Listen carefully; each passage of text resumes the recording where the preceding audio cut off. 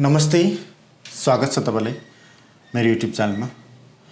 आजको यो भिडियोमा तपाईलाई सेन्जेन कन्ट्री, अर्को कन्ट्री नर्वेको भिजा एप्लाई गर्दाखेरि चाहिँ तपाईले के प्यारामिटरहरू हेर्ने, के डकुमेन्टहरू हेर्ने, के डकुमेन्ट चेकलिस्ट बनाउने, एप्लिकेसन कहाँ गएर फर्म गर्ने, अनलाइन एपोइन्टमेन्ट कहाँ लिने र कहाँ गएर फर्म सबमिसन गर्ने, ती सबै कुराहरू हामी के गर्छौँ भन्दाखेरि चाहिँ आजको यो भिडियोमा के गर्छौँ डिस्कसन गर्छौँ। सबैभन्दा सुरुमा डिस्कसन गर्नुभन्दा अगाडि फर्स्टमा तपाईले केमा जानुहोस् भन्दाखेरि चाहिँ मेरो वेबसाइटमा जानुहोस्। मेरो वेबसाइटमा गइसकेपछि यो यात्रा फर फन हो, YATRAFRFUN फन, र यो टाइप गरिसकेपछि तपाईले यहाँ भिजिट गर्नुहुन्छ। मेरो वेबसाइटमा तपाईले भिजिट गर्नुहुन्छ।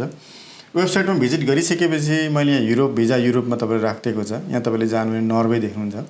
नर्वेमा तपाईले गइसकेपछि यहाँ अनलाइन एप्लिकेसनको लिंक राखेको छ, अनलाइन एपोइन्टमेन्टको लिंक राखेको छ र यो डकुमेन्ट चेकलिस्टको के गरेछ भन्दाखेरि लिंक राखेको छ। भनेपछि अब यो डकुमेन्ट चेकलिस्टको लिंक राखेको छ भने हामी के गर्छौँ भन्दाखेरि अब नर्वेमा के प्यारामिटरहरू हेर्नुपर्ने हुन्छ त म तपाईले त्यो डिस्कसन गर्छु।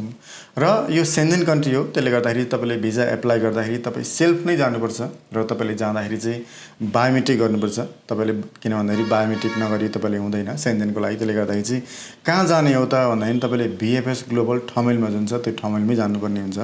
तर जानुभन्दा अगाडि तपाईले के गर्नुपर्ने हुन्छ भन्दाखेरि यो टाइमहरू छन्, यो टाइमहरू हेर्न सक्नुहुन्छ। त्यसले गर्दाखेरि चाहिँ तपाईले हेर्ने भने अब अनलाइन एपोइन्टमेन्ट कसरी बुक गर्ने यहाँ लिंक राखेको छ र अनलाइन एप्लिकेसन तपाईले कसरी भर्नुहुन्छ भने यहाँ तपाईले नर्वेको चाहिँ अनलाइन एप्लिकेसनमा क्लिक गर्नु हो भने तपाईले यहाँ के गर्छ भन्दाखेरि एउटा पोर्टलमा तपाईले जानुहुन्छ। यो UDI पोर्टल एप्लिकेसन पोर्टल हो।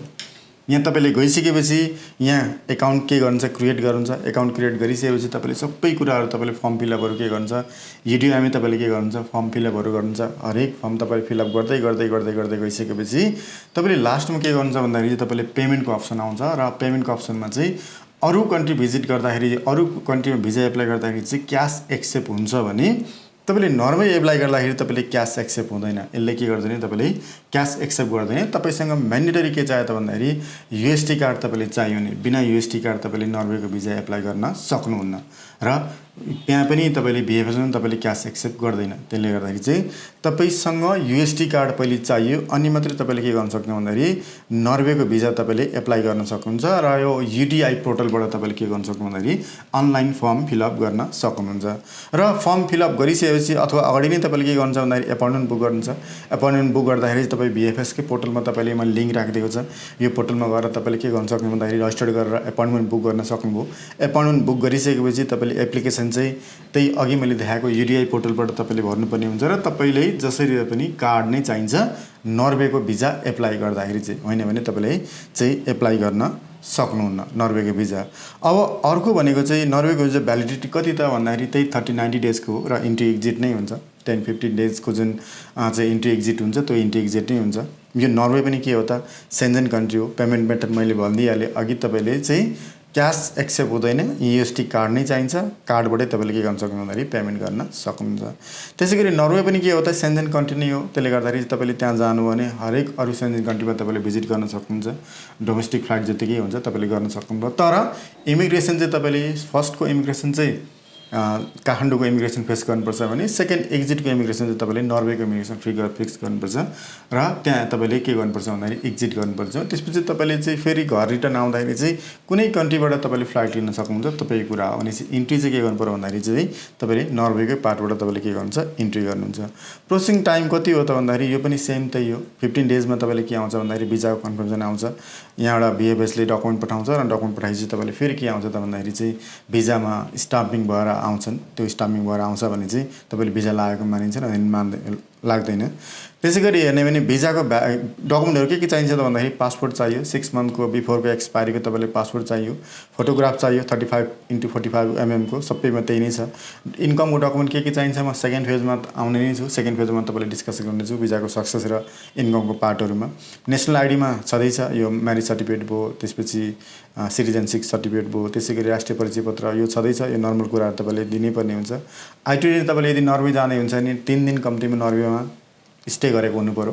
3 नाइटको स्टे तपाईँ नर्वेमा चाहिन्छ नै अनि मात्रै नर्वेकोले के गर्छ भन्दाखेरि एक्सेप्ट गर्छ। त्यसै गरी चाहिँ रिजर्भेसन टिकटहरू चाहियो, तपाईँले चाहिँ डोमेस्टिकदेखि लिएर इन्टरनल डमी टिकटहरू तपाईँले बुक गर्नुपर्ने हुन्छ, होटलको तपाईँले डमी बुक गर्नुपर्ने हुन्छ र स्टेटमेन्ट तपाईँले 6 मन्थको स्टेटमेन्ट भयो अनि 5 लाखको तपाईँले के हुन्छ मिनिमम तपाईँले चाहिँ इन्डिङ ब्यालेन्स नै चाहिन्छ। ट्राभल इन्सुरेन्स तपाईँले चाहियो र प्रपर्टी भ्यालुएसन छ भने बेटर, छैन भने पनि तपाईँले प्रब्लम भएन। कभरिङ लेटर तपाईँले के हुन्छ भन्दाखेरि एकदमै राम्रो बनाउनुपर्छ। त्यो कभरिङ लेटरमा के गर्छु भन्दाखेरि चाहिँ यो सेकेन्ड फेजमा अथवा सेकेन्ड फेजमा म के गर्छु भन्दाखेरि डिस्कसन गरेको छ। अबको पार्टमा भिजा सक्सेस टिप्स, तपाईँले भिजा सक्सेस गर्नलाई के पार्टहरू हेर्नुपर्ने हुन्छ, के कुराहरूमा तपाईँले ध्यान दिनुपर्ने हुन्छ, ती कुराहरू हामी के गर्छौँ डिस्कसन गर्छौँ।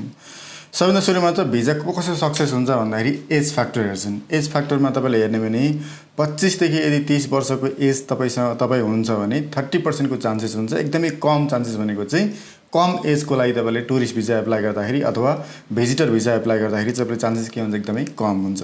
त्यसै गरी 30 to 40 को 50%, 40 to 50 एजको 70% र 50 to 60 यदि 50 इयर्स एबोभ हुनुहुन्छ तपाईँले टुरिस्ट भिजा अथवा भिजिटर भिजा एप्लाई गर्दै हुन्छ भने 90% को चान्सेस के हुन्छ भन्दाखेरि तपाईँले एज फ्याक्टरले के गर्छ चाहिँ डिटरमाइन गर्छ। भने चाहिँ फर्स्ट फ्याक्टर भनेको तपाईँले के हो त एज फ्याक्टर, तपाईँको एज कति छ त्यही अनुसारले के गर्छ भन्दाखेरि एम्बेसीले भिजा इमिग्रेसनले चाहिँ के गर्छ भन्दाखेरि हेर्छन्।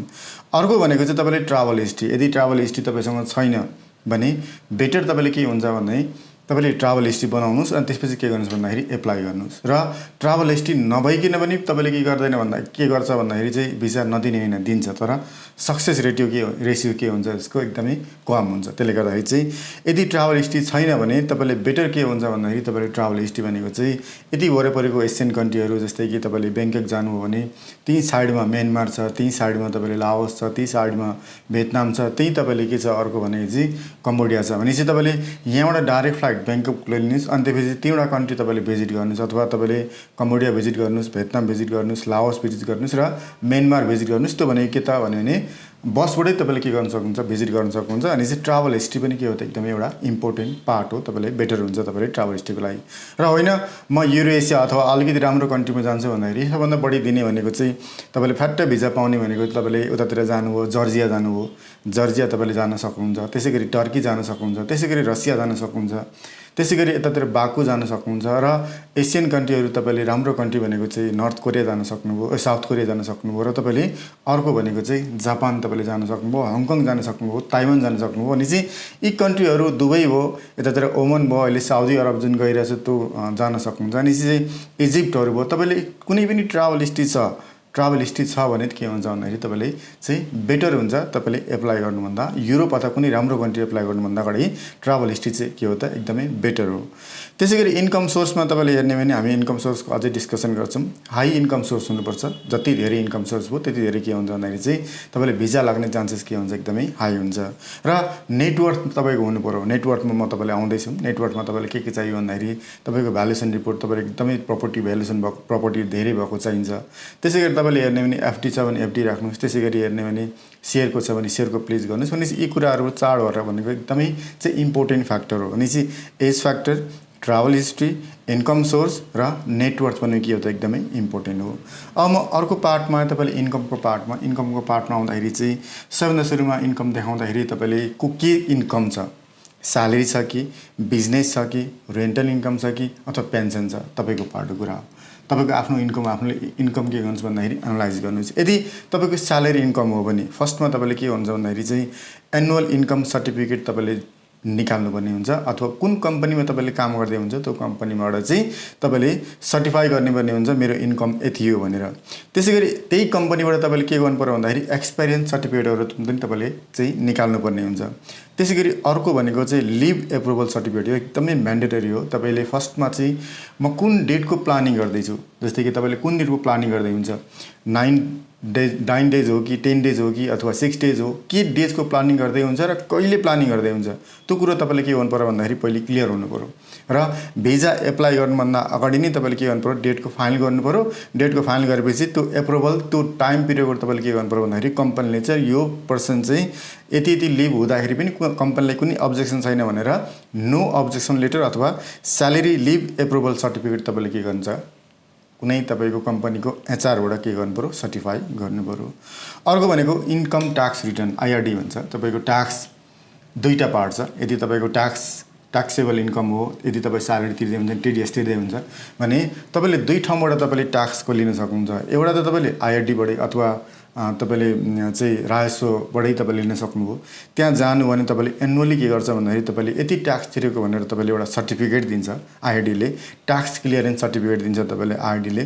अथवा होइन तपाईँले आइआरडी जान अप्ठ्यारो लाग्यो भने तपाईँले कम्पनीमा के गर्नुहुन्छ भन्दाखेरि प्रत्येक महिना जुन टिडिएस तिरेको हुन्छ त्यो रिसिपहरू, त्यो स्टेटमेन्ट के गर्छ कम्पनीले प्रोभाइड गरिदियो अथवा कम्पनीले त्यो डिपोजिट गरेको सबै कुराहरू इन्क्लुड गरिदियो भने त्यो पार्टमा पनि तपाईँले के गर्न सक्नुहुन्छ, एप्लाई गर्न सक्नुहुन्छ। अनि चाहिँ आइआरडी जाँदा पनि भयो अथवा तपाईँले के गर्नु पर्यो भन्दाखेरि चाहिँ कुनै पनि कम्पनीमा जुन काम गर्दै हुन्छ त्यो कम्पनीले ट्याक्स सर्टिफाई गर्दा पनि तपाईँले चाहिँ एक्सेप्ट गर्छ। अनि चाहिँ दुईटा पार्टबाट तपाईँले लिन सक्नुभयो। त्यसै गरी 3 मन्थको स्लिप अनिवार्य हो, म्यान्डेटरी हो। तपाईँले प्रत्येक 3 महिनाको स्लिप चाहिँ तपाईँले त्यहाँ दिनुपर्ने हुन्छ।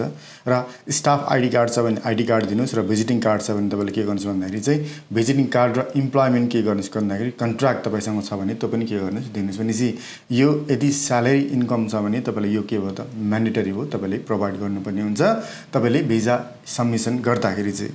त्यसै गरी अर्को तपाईँले हेर्ने भने यदि होइन तपाईँसँग प्रपर्टी रेन्टल इन्कम छ भने तपाईँले के चाह्यो त भन्दाखेरि तपाईँले धनी पूर्जा नोटरी सर्टिफाई गर्नु पर्यो, इङ्ग्लिसबाट ट्रान्सलेटेड हुनुहुन्छ। तपाईँसँग चाहिँ अब घरको नक्सा, घरको चाहिँ एप्रुभल सर्टिफिकेट छ भने त्यो प्रोभाइड गरिदिनुहोस्। त्यसै गरी हेर्ने भने तपाईँले ट्याक्स तिर्नुभएको छ कुनै पनि नगरपालिका, गाउँपालिका जहाँ ट्याक्स तिर्नुभएको छ, तपाईँले चाहिँ घर बहाल कर जहाँ तिर्नुभएको छ अथवा जहाँ ट्याक्स तिरिराख्नुभएको छ अथवा रेन्टल ट्याक्स तपाईँले जहाँ तिर्नुहुन्छ त्यो ट्याक्स तपाईँले के गर्नु पर्यो भन्दाखेरि चाहिँ त्यो ट्याक्सको रिसिप्ट चाहियो। र अर्को भनेको चाहिँ सबैभन्दा बेटर चाहिँ तपाईँले जुन रेन्टल इन्कम छन् त्यो रेन्टल इन्कम चाहिँ ब्याङ्कमा गएको अथवा ब्याङ्क खातामा गएको भयो भने चाहिँ अझ के हुन्छ भन्दाखेरि तपाईँलाई एकदमै बेटर हुन्छ। अनि चाहिँ यदि तपाईँले रेन्टल इन्कम छ भने पनि त्यही हो, पेन्सन इन्कम छ भने पनि त्यही हो। पेन्सन इन्कममा तपाईँले पेन्सन पट्टाको तपाईँले चाहिँ कपी चाहियो, इङ्ग्लिसमा छ भने छ, होइन भने नेपालीमा छ भने तपाईँले नोटरी गर्नु पऱ्यो। र तपाईँले पेन्सनको के गर्नु पऱ्यो भन्दाखेरि स्टेटमेन्ट तपाईँले चाहिँ प्रोभाइड गरिदिनु पऱ्यो। भनेपछि यदि पेन्सन इन्कम छ, रेन्टल इन्कम छ भने यो डकुमेन्ट तपाईँले के गर्नुपर्ने हुन्छ भने प्रोभाइड गर्नुपर्ने हुन्छ। अब तपाईँसँग होइन मसँग चाहिँ बिजनेस हो, म यता प्रोप्राइटरसिप फर्ममा छु भने नि तपाईँले के चाहियो त भन्दाखेरि प्रोप्राइटरसिपको प्यानको कपी चाहियो, प्रोप्राइटरसिपको बिजनेसको कपी चाहियो। अथवा तपाईँले केमा रजिस्टर गरिदिन्छ, घरेलुमा छ कि वाणिज्यमा छ कि, अथवा नगरपालिकामा छ भने नगरपालिकामा सर्टिफिकेट चाहियो, वाणिज्य घरेलुको पनि चाहियो। अथवा प्यान कपी पनि के गर्नु पर्यो भन्दाखेरि नोटरी गर्नु पऱ्यो, त्यो नोटरी के गर्नु पऱ्यो, सर्टिफाई गर्नु पऱ्यो। र यो सँगसँगै तपाईँले के गर्नु पऱ्यो भन्दाखेरि लेटेस्ट फाइनेन्सियल यो ट्याक्स क्लियरेन्स सर्टिफिकेट भनेपछि तपाईँले कुन अहिले गर्दै हुन्छ भने तपाईँले लेटेस्टको जुन ट्याक्स क्लियरेन्स सर्टिफिकेट छ त्यो सर्टिफिकेट तपाईँले चाहियो। र अडिट रिपोर्ट तपाईँले के गर्नु पर्यो भन्दाखेरि म्यान्डेटरी छ, यो चाहिँ तपाईँले प्रोभाइड गर्नै पऱ्यो। र यसमा तपाईँले हेर्ने भने जस्तै स्यालेरी इन्कम तपाईँले लगभग 60+ छ भने बेटर, 60,000+ मन्थली चाहिँ इन्कम छ भने के हुन्छ एकदमै बेटर हुन्छ। त्यसै गरी चाहिँ तपाईँले प्रोपर्टिसिप फर्म छ भने तपाईँले एनुअल इन्कम ट्याक्सेबल इन्कम यदि तपाईँले 10 लाख एबभ छ भने के हुन्छ एकदमै बेटर हुन्छ। छ भने त्योभन्दा माथि, होइन भने तपाईँले 5 लाख छ भने तपाईँले एप्लाई गर्न सक्नुहुन्छ। एप्लाई गर्नलाई के गर्दैन भन्दाखेरि रोक्दैन। त्यसले गर्दाखेरि चाहिँ तपाईँले प्यानको कपी चाहियो, घरेलु वाणिज्यको कपी चाहियो, अनि ट्याक्स क्लियरेन्सको सर्टिफिकेट चाहियो। ट्याक्स पे नेट प्रफिट कति चाहियो भन्दाखेरि चाहिँ 10 लाख एबभ अथवा तपाईँले कम छ भने पनि प्रब्लम छैन, एप्लाई गर्न सक्नुहुन्छ। तर बेटर के हुन्छ भन्दाखेरि 10 लाख प्लसको के हुन्छ, बेटर हुन्छ। त्यसै गरी ट्याक्स क्लियरेन्स सर्टिफिकेट चाहियो र अडिट रिपोर्ट चाहियो। त्यसै गरी होइन अब म तपाईँले चाहिँ बिजनेसको चाहिँ कम्पनीमा मेरो रजिस्टर छ अथवा कम्पनी मसँग धेरै सेल होल्डर छ, म एकजना चाहिँ के हो पार्टनर हो, अथवा भने म के डकुमेन्ट चाहियो त भन्दाखेरि सेम यसमा पनि तपाईँले के दिनु पऱ्यो, प्यानको कपी प्रोभाइड गर्नु पऱ्यो, नोटराइज गर्नु पऱ्यो, कम्पनीको सर्टिफिकेट जुन दिएको हुन्छ त्यो कम्पनीको सर्टिफाई गर्नु पऱ्यो। अनि एमओए जुन प्रमाणपत्र निवाली हुन्छ त्यो निवाली पनि तपाईँले के गर्न सक्नु भन्दाखेरि दिन सक्नुहुन्छ। तपाईँ कुरा नदिँदा पनि केही फरक पर्दैन। अनि अर्को भनेको चाहिँ माइनर, तपाईँ जसरी तपाईँ चाहिँ त्यो कम्पनीको डाइरेक्टर हुन्छ भने त्यो कम्पनीमा चाहिँ मान्छे जाँदाखेरि पनि यो पर्सन जाँदाखेरि पनि हामीलाई कुनै अब्जेक्सन छैन भनेर एउटा नो अब्जेक्सन लेटर चाहियो। र त्यसै गरी बोर्ड माइनर चाहियो। अनि अर्को भनेको चाहिँ सेयर लगत भनेको चाहिँ तपाईँको कति % स्टेक छ, त्यो कति % स्टेक छ, तपाईँको 25% होस् 30% होस् भनेपछि सेयर लगत सर्टिफिकेट तपाईँले के गर्नु पऱ्यो भन्दाखेरि तपाईँले चाहियो। र यसमा पनि सेम त्यस्तै हुन्छ। सेम के हुन्छ भन्दाखेरि तपाईँले ट्याक्स तिर्नुभयो, यदि लेटेस्ट ट्याक्स क्लियरेन्स सर्टिफिकेट चाहियो। अनि सर्टिफिकेटसँगै के चाहियो त भन्दाखेरि तपाईँले अझ अडिट रिपोर्ट चाहियो। अडिट रिपोर्टमा के हुनु पर्यो भन्दाखेरि बेटर तपाईँले चाहिँ 10 लाख एबभ भएको पर चाहिँ, जस्तै कि चारजना पार्टनर छ भने तपाईँको भागमा फेरि 10 डिभाइड भयो कति आउँछ भन्दाखेरि 25% को मात्रै आउँछ। अनि चाहिँ त्यो हेर्नुहोस्, त्यो हेरेर तपाईँले के गर्नुहोस् भन्दाखेरि चाहिँ आफ्नो डकुमेन्टहरू के गर्नुहोस् भन्दाखेरि एकदमै इन्ट्र्याक्ट गरेर तपाईँले चाहिँ दिनुपर्ने हुन्छ। अनि चाहिँ salary, rental income, pension income, proprietorship firm र अर्को के हुन्छ भन्दाखेरि कम्पनीको तपाईँले इन्कम देखाउन सक्नुहुन्छ कुनै पनि एप्लाई गर्दाखेरि चाहिँ। अब सेकेन्डमा तपाईँले हेर्दाखेरि चाहिँ आइटेनरी बनाउँदाखेरि चाहिँ जस्तै कि कुन कन्ट्री तपाईँले एप्लाई गरिदिन्छ, सेन्जेन कन्ट्री होस् अथवा अस्ट्रेलिया, क्यानाडा, जुनसुकै कन्ट्री होस् तपाईँले एप्लाई गर्दाखेरि चाहिँ तपाईँले जस्तै कि कुनै पनि सेन्जेन कन्ट्री तपाईँले एप्लाई गर्नुभयो, फ्रान्सकै लागि एप्लाई गर्नुभयो भने कम्तीमा 3 दिन तपाईँले त्यहाँ स्टे गरेको फर्स्ट जहाँ इन्ट्री हुन्छ, जहाँको भिजा तपाईँले एप्लाई गर्दै हुन्छ। फ्रान्स गर्नु भने फ्रान्स 3 दिनको त्यहाँ तपाईँको आइटेनरी हुनै पर्यो, म्यान्डेटरी। जस्तै कि तपाईँले स्विजरल्यान्ड बनाउँदै हुन्छ नि, स्विजरल्यान्ड 3 दिनको तपाईँले घुम्नै पर्यो। यदि तपाईँले चाहिँ नेदरल्यान्डको बनाउँदै हुन्छ भने नेदरल्यान्ड 3 दिन घुम्नै पर्यो। भनेपछि 3 दिन के हुन्छ भन्दाखेरि म्यान्डेटरी हुन्छ। र आइटेनरी बनाउँदाखेरि एकदमै के गर्नु पर्यो भन्दाखेरि तपाईँले कुन कुन कन्ट्री भिजिट गर्ने सबै पार्टहरू तपाईँले के गर्नु पर्यो, इन्क्लुड गर्नुपर्ने हुन्छ। अर्को भनेको रिजर्भेसन, फ्लाइट टिकट, यो भनेको डमी प्रोभाइड गर्नुपर्ने हुन्छ। तपाईँले यो पनि डमी प्रोभाइड गर्नुपर्ने हुन्छ। र यसमा तपाईँले हेर्दाखेरि चाहिँ फ्लाइट टिकट तपाईँले राख्नै पर्यो। र भित्रको जस्तै कि तपाईँले फ्रान्सबाट चाहिँ इटली जाँदै हुन्छ अथवा फ्रान्सबाट ब्रुसेल जाँदै हुन्छ, फ्रान्सबाट तपाईँले नेदरल्यान्ड जाँदै हुन्छ भने तपाईँले त्यो भित्रको डोमेस्टिक जुन छ फेयर छ, त्यो बसको फेयरबाट जाँदै हुन्छ कि कुनको फेयरबाट जाँदै हुन्छ, त्यो पनि के हो त एकदमै मेन्टेरी हुन्छ। धेरैले के गर्छन् भन्दाखेरि फ्लाइटको टिकट दिनुहुन्छ, होटल दिनुहुन्छ, आइटेनरी दिनुहुन्छ, तर त्यतिले मात्रै के हुँदैन भन्दाखेरि एभाइलेबल हुँदैन, राम्रो हुँदैन। त्यो तपाईँले के गर्नुपर्ने हुन्छ भन्दाखेरि भित्रको जुन टिकटहरू छन् त्यो टिकटहरू पनि तपाईँले के गर्नु पर्यो भन्दाखेरि प्रोभाइड गर्नुपर्ने हुन्छ। प्रोभाइड गर्दाखेरि तपाईँले डमी नै प्रोभाइड गर्नुहोस्, तर पनि के गर्नुहोस् भन्दाखेरि उनीहरूलाई चाहिँ यो ठाउँमा यो टाइममा म तपाईँले के गर्छु, ट्राभल गर्छु, यो सबै कुराहरू के गर्छ मिल्नुपर्ने हुन्छ। अर्को भनेको चाहिँ एकोमोडेसन, जुन होटलहरू छन् त्यो होटलहरू तपाईँले अगाडि नै बुकिङ भएको हुनु पर्यो। अनि चाहिँ डमीमै तपाईँले के गर्नु पर्यो भन्दाखेरि तपाईँले देखाउनु पर्ने हुन्छ। र डमी छ भने तपाईँले के हो त, तपाईँले होटलहरू पनि के गर्नु पर्यो, यो बुकिङ गर्न सक्नुभयो। त्यसै गरी अर्को भनेको चाहिँ पर्सनल स्टेटमेन्ट। तपाईँले कतिले कन्फ्युजन के छ भने बिजनेसको दियो भने बिजनेसको स्टेटमेन्ट त दिनै पर्छ, तर पर्सनल स्टेटमेन्ट तपाईँले चाहियो। पर्सनल स्टेटमेन्ट तपाईँले के हो त म्यान्डेटरी हो। र 6 मन्थको तपाईँले स्टेटमेन्ट चाहियो, मिनिमम तपाईँले 6 मन्थको स्टेटमेन्ट चाहियो। र इन्डिङ ब्यालेन्स तपाईँले कति चाहियो भन्दाखेरि 5 लाख एबभको तपाईँले के चाहिन्छ त भन्दाखेरि इन्डिङ ब्यालेन्स तपाईँले देखाउनु पर्ने हुन्छ। यो चाहिँ मिनिमम हो, 5 लाख चाहिँ तपाईँले राख्नै पर्ने हुन्छ। र सँगसँगै तपाईँले के गर्नु पर्यो भन्दाखेरि यसको ब्यालेन्स सर्टिफिकेट तपाईँले पनि के गर्नु पर्यो, बनाउनु पर्यो। भनेपछि ब्यालेन्स सर्टिफिकेट पनि चाहियो, ब्याङ्क स्टेटमेन्ट 6 मन्थको चाहियो। र 6 मन्थको चाउँदाखेरि चाहिँ तपाईँले 5 लाखको चाहिँ इन्डिङ ब्यालेन्स चाहिन्छ। यसमा धेरैले के गर्छ भन्दाखेरि आज डिपोजिट गर्ने, भोलि निकाल्ने, भोलि स्टेटमेन्ट निकाल्ने, तपाईँले पैसा निकाल्दा पनि केही फरक पर्दैन। त्यो भोलिको डेटको के गर्नुहुन्छ भन्दाखेरि तपाईँले इन्डिङ ब्यालेन्स चाहिँ स्टेटमेन्ट निकाल्नुहोस्। र स्टेटमेन्ट निकालेर तपाईँले के गर्नुहोस् भन्दाखेरि चाहिँ यो पार्टमा तपाईँले देखाउनु पर्ने हुन्छ। अर्को भनेको तपाईँले म्यान्डेटरी भनेको चाहिँ ट्राभल इन्सुरेन्स छ। ट्राभल इन्सुरेन्स तपाईँले गर्नै पर्यो। 30,000 युरोको तपाईँले के गर्नुपर्ने हुन्छ भन्दाखेरि चाहिँ ट्राभल इन्सुरेन्स तपाईँले देखाउनु पर्ने हुन्छ। त्यो ट्राभल इन्सुरेन्स के हो त एकदमै म्यान्डेटरी हो। सेन्जेन कन्ट्रीबाट कुनै कन्ट्रीको लागि म्यान्डेटरी छैन, कुनै कन्ट्रीको लागि के छ म्यान्डेटरी छ, तर सेन्जेनको लागि हरेक कन्ट्रीको लागि के छ म्यान्डेटरी नै छ। भनेपछि तपाईँले सेन्जेनको लागि एप्लाई गर्दै हुन्छ भने तपाईँले 30,000 को चाहिँ युरो बराबरको चाहिँ तपाईँले ट्राभल इन्सुरेन्स चाहिँ म्यान्डेटरी यो गर्नै पर्यो। अर्को भनेको चाहिँ तपाईँले प्रोपर्टी भ्यालुएसन चाहिन्छ त भन्यो भने तपाईँले म्यान्डेटरी छैन, तपाईँले नदिँदा पनि केही फरक पर्दैन। तर यदि तपाईँ फर्स्टमा एप्लाई गर्दै हुन्छ, यदि तपाईँ फर्स्टमा टुरिस्ट भिसा एप्लाई गर्दै हुन्छ भने तपाईँले के हुन्छ भन्दाखेरि बेटर तपाईँले के गर्नुहोस् भन्दाखेरि चाहिँ प्रपर्टी भ्यालुएसन तपाईँले दिनुहोस्। प्रपर्टी भ्यालुएसनमा तपाईँले लाल पूर्जाको ट्रान्सलेटेड कपी चाहियो नै। प्रपर्टी भ्यालुएसन तपाईँले कोसँग गराउन सक्नुहुन्छ भन्दाखेरि एउटा त वडा हुन्छ अथवा नगरपालिका अथवा चाहिँ मा गर्न सक्नुभयो। अर्को भनेको इन्जिनियरबाट तपाईँले गर्न सक्नुभयो भने चाहिँ दुईवटा अप्सन हुन्छ। तपाईँले एउटा वडाबाट पनि गर्न सक्नुभयो भ्यालुएसन, एउटा चाहिँ तपाईँले केबाट गर्न सक्नु भन्दाखेरि इन्जिनियरबाट तपाईँले भ्यालुएसन गर्न सक्नुभयो। भनेपछि बेटर तपाईँले प्रपर्टी भ्यालुएसन गर्दाखेरि चाहिँ वडाबाट नभएर तपाईँले केबाट गर्नुहोस् भन्दाखेरि चाहिँ प्रपर्टी भ्यालुएसन इन्जिनियरबाट गर्दाखेरि चाहिँ के हुन्छ एकदमै बेटर हुन्छ। तपाईँले चाहिँ बेटर चाहिँ इन्जिनियरलाई के गर्नुहोस् भन्दाखेरि तपाईँले सपोर्ट लिनुहोस्।